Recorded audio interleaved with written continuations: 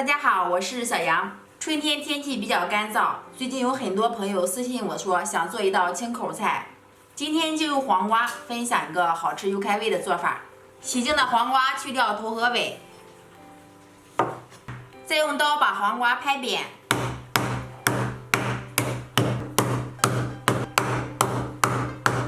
再用斜刀切成段儿，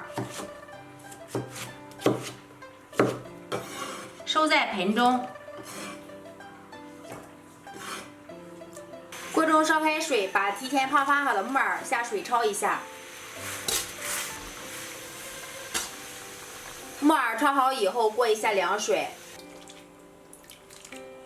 准备上1头大蒜拍碎，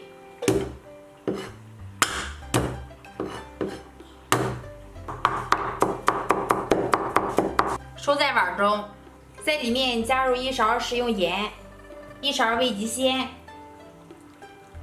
，3勺米醋，再来上1丁点的白砂糖，2勺秘制的辣椒油。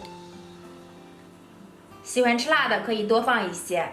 把控干水分的木耳倒入黄瓜里面，调好的料汁也倒在里面，搅拌均匀。